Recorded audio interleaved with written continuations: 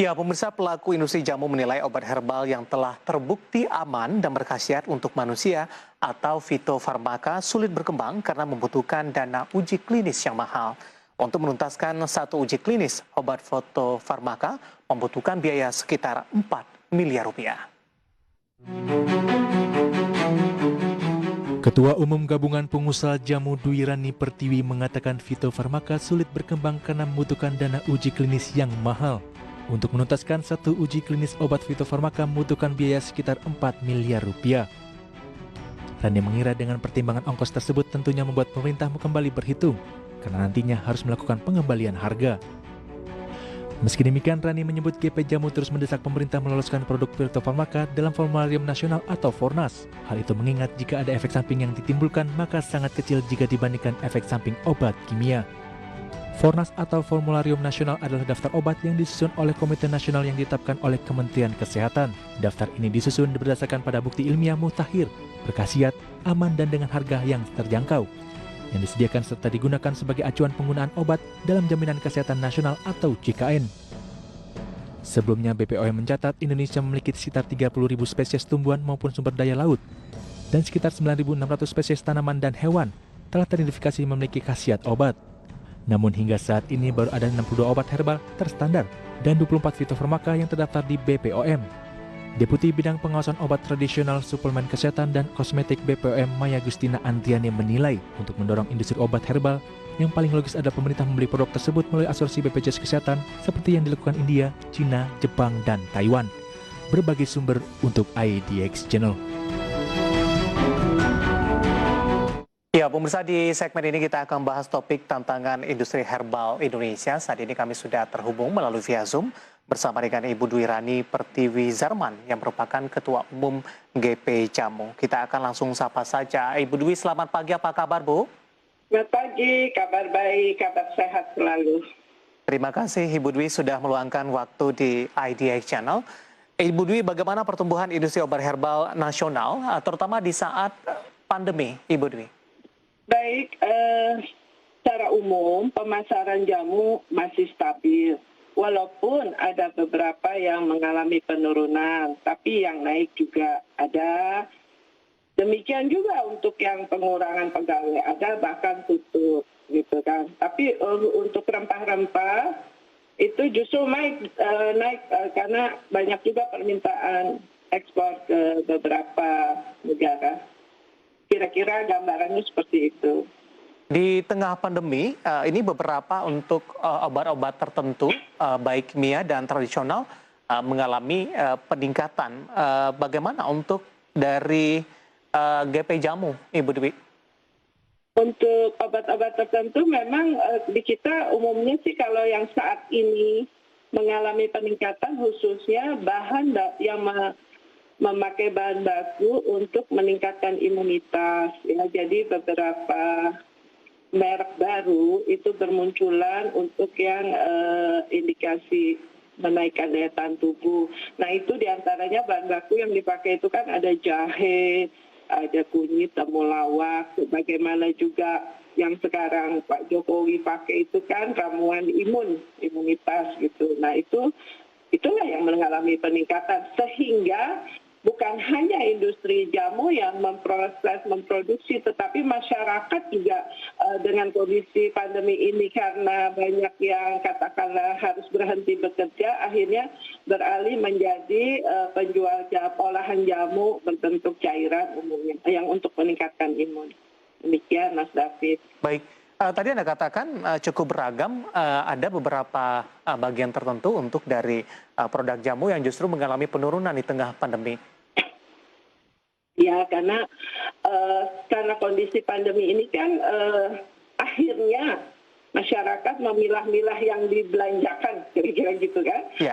Jadi mungkin mereka lebih utama untuk di pangan juga untuk kesehatan. Nah, ada industri yang hanya produksi masuk kategori jamu, tapi produksinya misalnya hanya minyak oles, terus bukan yang diminum gitu, atau bahkan hanya ramuan yang tidak terkait dengan imunitas, itu memang penjualannya turun drastis seperti itu gitu. Atau juga kalaupun turun karena memang sudah masuk tahap jenuh gitu mengelolanya. Saya pantau itu beberapa seperti itu.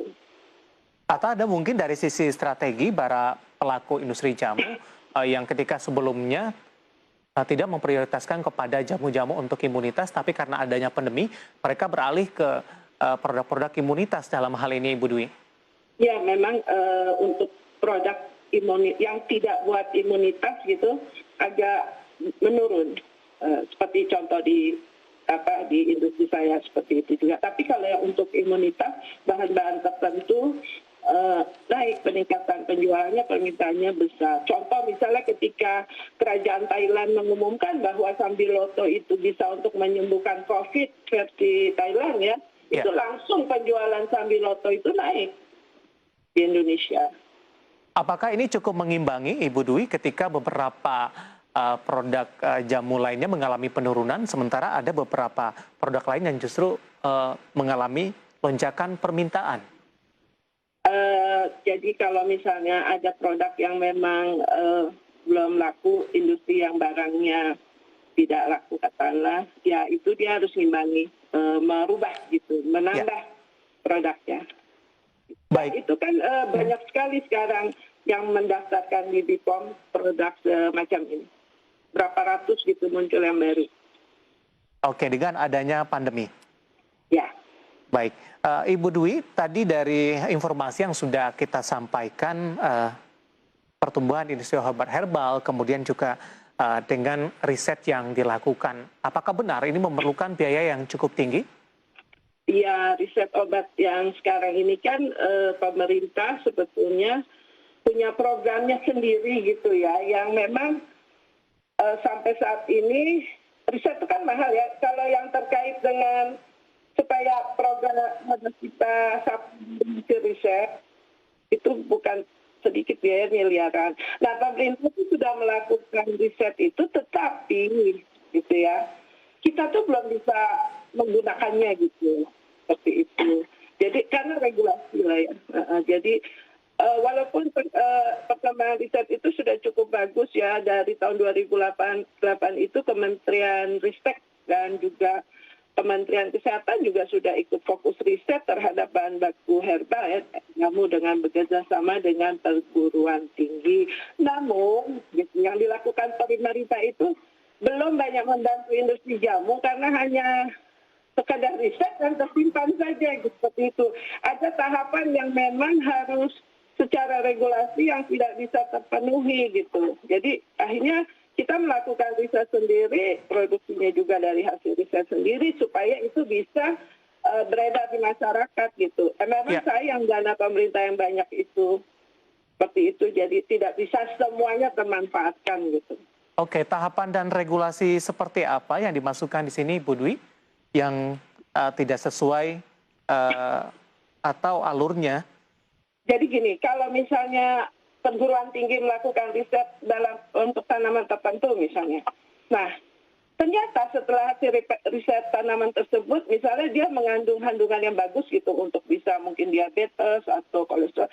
Tapi karena dari awal riset tidak menyertakan sesuai regulasi dengan BPOM, sehingga ketika kita mau pakai hasil riset itu kita tidak bisa pakai, harus diulang lagi dari awal.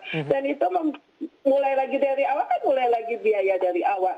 Jadi memang aturannya, regulasinya seharusnya mereka harus bekerja sama nih tim riset.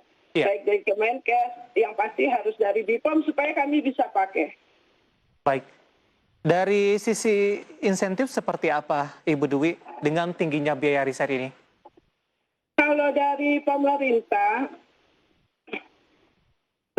memang melakukan riset, dan itu kan untuk kepentingan masing-masing, katakanlah kepentingan periset sendiri gitu ya. Kecuali memang sudah ada yang bekerja sama dengan industri gitu ya. Sampai saat ini sih riset itu masih ya pokoknya tersimpan di file. Ada yang bisa kita pakai, itu pun contoh kalau misalnya disampaikan ke kami gitu, industri jamu, kebetulan saya ketua bilang, disampaikan kami mau riset ini, saya bilang, oh kalau Bapak mau riset hal ini, Bapak harus lapor dulu ke BPOM supaya nanti kami bisa pakai, kalau enggak percuma. Seperti itu. Baik, koordinasi untuk beberapa sektor terkait biar hasil risetnya dapat dimanfaatkan secara maksimal begitu ya Ibu Dwi? Ya. Baik, menarik, kita akan jeda terlebih dahulu, nanti kita akan lanjutkan dan pemirsa telah bersama kami, Marga Rivi akan segera kembali sesaat lagi.